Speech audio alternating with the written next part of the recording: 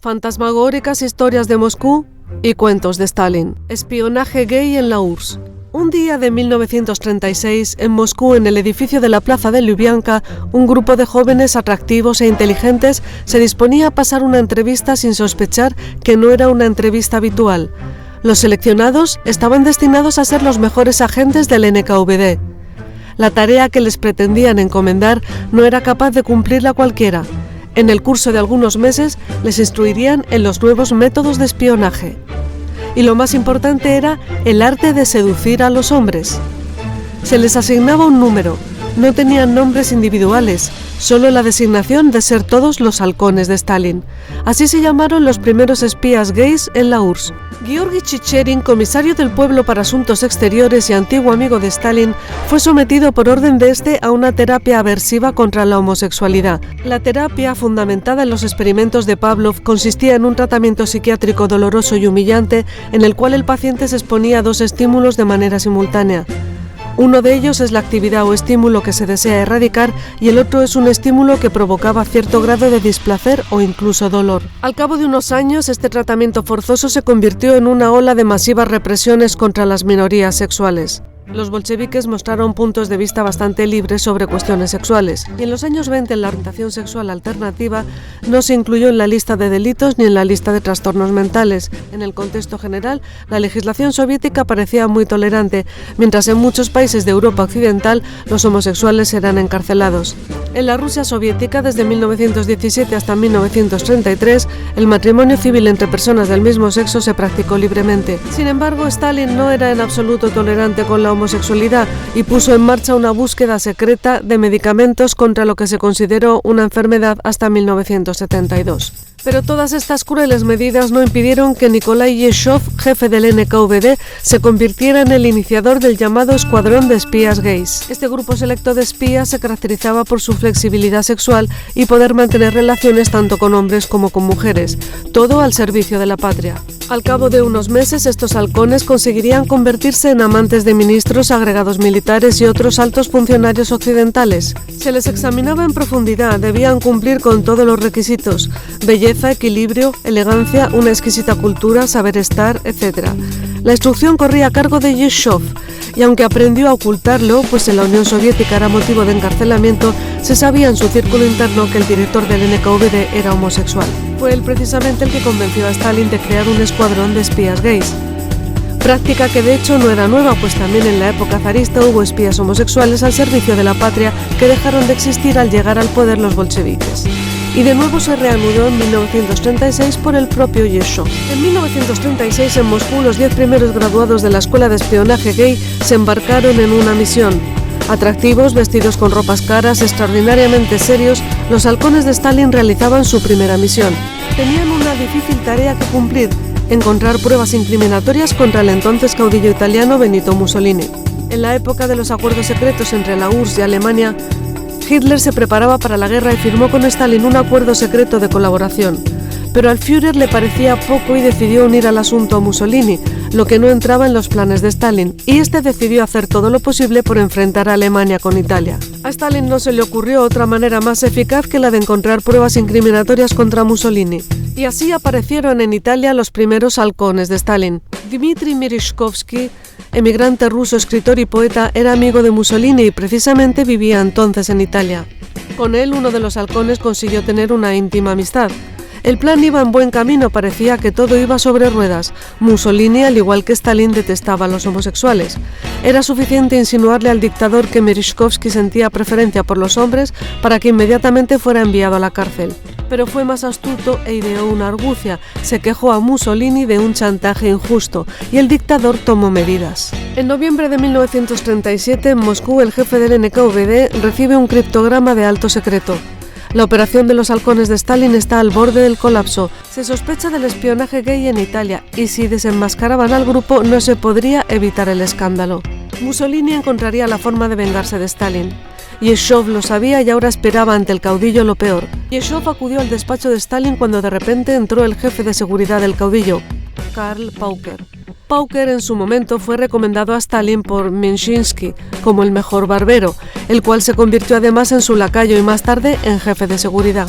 Yeshov odiaba a Pauker y envidiaba su amistad con el caudillo. De hecho, Pauker fue uno de los participantes del intento de envenenamiento indirecto de Yeshov, al que le impregnaron de veneno toda la superficie del despacho para que le fuera haciendo efecto paulatinamente. Yeshov, al saberlo, le mostró pruebas a Stalin, pero este no lo creyó y Pauker permaneció en su puesto. El deseo de vengarse del guardián de Stalin hizo que Yeshov llegara demasiado lejos y decidió investigar su vida personal. Stalin llegó a estar al corriente de las secretas investigaciones de Yeshov. De esto se ocupó un sustituto, Lavrenti Beria. Pero para Yeshov era ya demasiado tarde, su venganza se había vuelto contra él mismo. En el 50º cumpleaños de Stalin, ninguno de los invitados osó preguntar por qué no se encontraba Yeshov en la celebración. El director de la policía secreta soviética no podía faltar a una celebración así, pero este para entonces se encontraba encarcelado en una celda solitaria de Lubyanka. El exdirector del NKVD fue acusado de espionaje, de organizar un atentado contra Stalin y de homosexualidad. Yeshov negó todo menos lo último y mostró un informe de las secretas relaciones de Pauker con hombres. Cuando Stalin lo supo, dio la orden de arrestarlo. Unos días después, Pauker se encontró a sí mismo en las dependencias de Lubyanka sin entender lo que pasaba, y nadie pretendía explicárselo. Solicitó hablar con Stalin, pero los guardias se rieron. Ya nadie se acordaba de que esta persona había sido solo hace unos días el jefe de la seguridad de Stalin. Pauker pudo ver a su enemigo en las mismas dependencias de Lubyanka cuando lo trajeron, arrastrándolo sin conocimiento a un apenas reconocible Yeshov, que lo miraba fijamente con una cruel sonrisa.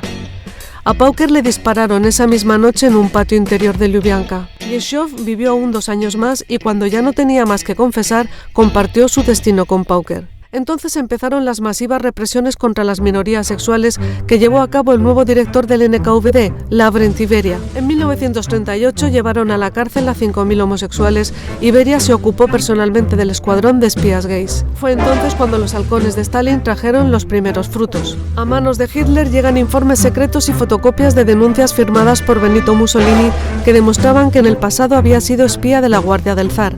El Führer no podía creerlo. En 1912 Mussolini tenía solo 29 años cuando le nombraron redactor jefe del periódico socialista Avanti.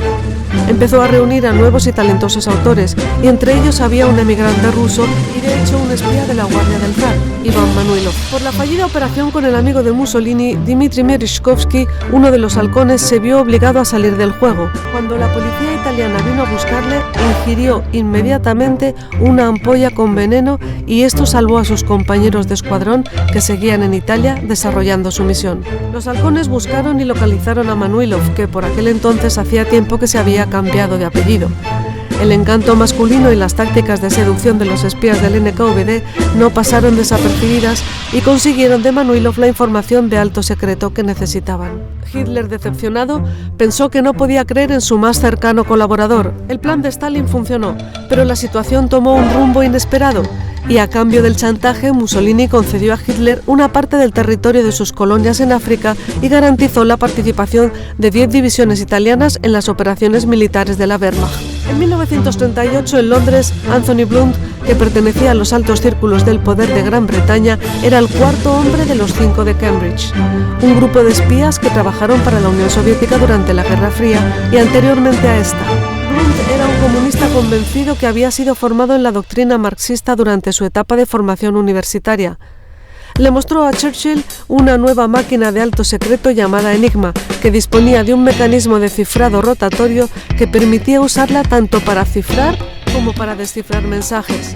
No tenía análogos en el mundo y era inviolable incluso en manos del enemigo. Cuando Blunt terminó su presentación, los informes secretos pasaron a un archivo y una copia de los diseños quedó en su bolsillo junto con la llave secreta. Esa misma noche, sin ser seguido por nadie, entregó los diseños de la máquina Enigma a los agentes soviéticos. Gracias a sus cercanas relaciones con los altos círculos de Gran Bretaña y Estados Unidos, Blunt y otros halcones reclutados para espías gay durante más de 20 años estuvieron proporcionando a Moscú una valiosa información, desde los planes de Hitler en la batalla de Kursk hasta materiales de la bomba atómica estadounidense. El grupo estuvo actuando activamente durante muchos años. Occidente solo supo de estos espías de élite en el año 62, cuando los halcones de Stalin ya habían pasado a ser halcones de Khrushchev. Khrushchev también era un acérrimo enemigo de las minorías sexuales y no se avergonzaba de decir en público su opinión e incluso llamó homosexuales tanto a los artistas como a los colegas del Politburó. Pero esto no le impidió seguir utilizando el espionaje gay en beneficio de la patria. Además, este tipo de investigación se reconoció como la de mayor perspectiva. En la Unión Soviética funcionaron más de 20 escuelas secretas de preparación de futuros espías gays. Hasta el colapso de la URSS, los secretarios generales soviéticos tuvieron el placer de lograr una información sin precedentes sobre la evolución de los acontecimientos militares estadounidenses durante la Guerra Fría. La transcripción de las negociaciones del presidente francés o las operaciones no clasificadas de la inteligencia británica, todo esto es un logro que se debe a los espías soviéticos gays. Para no comprometer a los secretarios generales, el escuadrón de espías gays dejó de asociarse a los nombres de los caudillos. A partir de los años 70, los antiguos halcones de Stalin se convirtieron en útiles agentes anónimos que hasta la fecha trabajan en beneficio de sus estados.